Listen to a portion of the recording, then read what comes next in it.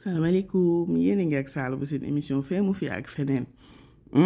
tey nag lakk jën la ñu indi suñu jën a ngi noonu suñu soble am nañ suñu nokkos du dara lu dul laaj gingembre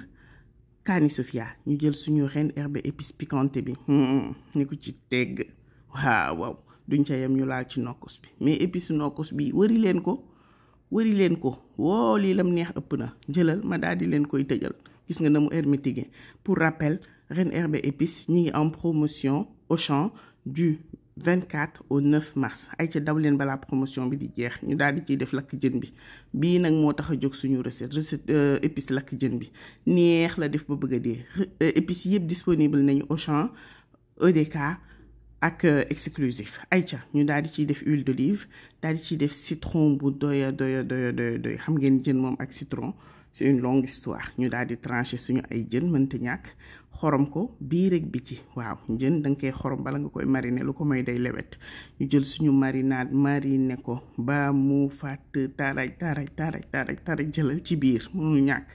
ci diggante tranche yi waaw diw ko ba mu fàtt taraj bu ko defee gis nga ko noonu ma daal di tëj dem bay teg fàttaliku ana léebu yi liñ ma yekk ci sama lakk jënu yaboy bi ak ani boppa bi boppa baa ngi nii ba ma ko kenn laaj bi yoon dama si bàyyi boppa bi ñu ñëw defar suñu soble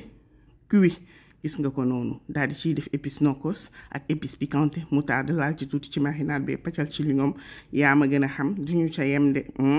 ñu daal di koy xorom vinaigre huile d'olive mariner ba mu sap ñu daal di teg ne boobu dañ koy togg bii nag cru la voilà booba épice Ren Herbe épice piquante bi mais lu ne la benn beeg suukar moutarde citron huile d'olive ñu yëngal bii kenn du ko togg dañ koy teg ne cuit ñu ñëw ci cuit bi dañuy teg tuuti diwlin rek daal di koy sauté mënul ñàkk voilà sauté ko nii ba mu tiit rek day tiit rek ñu daal di teg ne jàll ci leneen waaw bu ko defee jëlal ma li suñu jën ñu dugal ko ci grillage am lu ñu def lu dul teg fourneau commencé di ko lakk à partir de ce moment nag lakk bu dal lañ ci soxla gis nga ko sama chaise laa xëcc ci toog teg ko ci cour bi ci biti jàkkaarloo moom jël sama temps xal yi wàññi ko ba mu tuuti gis nga xal yi ni mu xawee mel ni lu gëm ma am doom ma yor samay marinade di ko ci badigeonné di ko lakk mais jël sama temps lakk bu dal ay ca ma nga noonu voilà gis ngeen ko noonu jëlal neex na ñu daal di am suñu ay légumes carotte patate pomme de terre ak haricot ñu daal di koy vapeur rek def ci marinade cru bi voilà jël yeneen ingrédients ay poivron jaune rouge cornichon oignon blanc yooyu noonu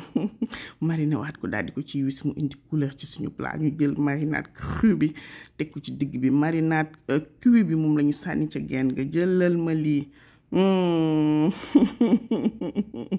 mais li neex na bay bëgg a dee Aïcha lii lañ leen indiloon j'espère que li ma leen indil neex na leen bu leen fàtte abonné aimer partager Aïcha nag bu ngeen soxlaa Ren Herbe Épices seen ay coordonnées mi ngi noonu ma def ci kaw pour ñi nga xam dañ may contacter di ma laaj ay contactu Ren Herbe Épices mi ngi noonu ma leen di bindal ci kaw ma daal di ci ne paraaj li ngoom ji tibb ca nokkos ba ñamal leen ko merci Ngati merci à Maymouna